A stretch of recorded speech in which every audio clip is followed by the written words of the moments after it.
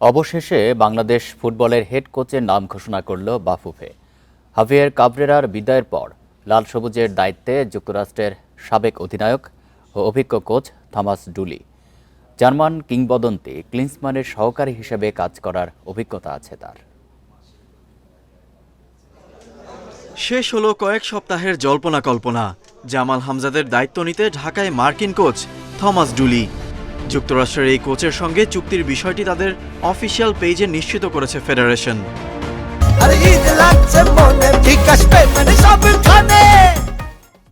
Chris Coleman, ব্রেন্ট স্টোকসের মতো high profile কোচদের ভিড়ে পিছিয়ে থাকলেও ডুলিকে হেড কোচ করার অন্যতম কারণ এশিয়ায় তার কাজ করার অভিজ্ঞতা।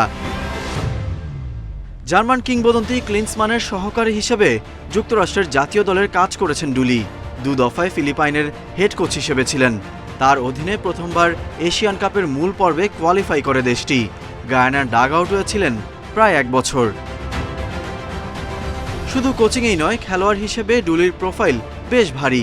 1998 বিশ্বকাপে যুক্তরাষ্ট্রের অধিনায়কের আর্মব্যান্ড ছিল তার হাতে। খেলেছেন 81 ম্যাচ। ডিফেন্সিভ মিডফিল্ডার হিসেবে দলটির কাণ্ডারি ছিলেন। জাতীয় দলের হয়ে কোনো শিরোপা জেতা না হলেও ক্লাব ফুটবলে সফল ডুলি।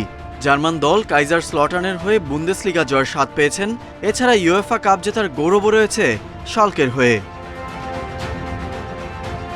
বাংলাদেশ ফুটবলকে একটি দীর্ঘমেয়াদী ও আধুনিক কাঠামোর মধ্যে নিয়ে আসার লক্ষ্যে সেই ডুলির ওপর আস্থা রাখছে বাফুফে। তার অধীনে এগিয়ে যাবে জাতীয় দল, আশা সমর্থকদের। Galib Hasan, Independent news.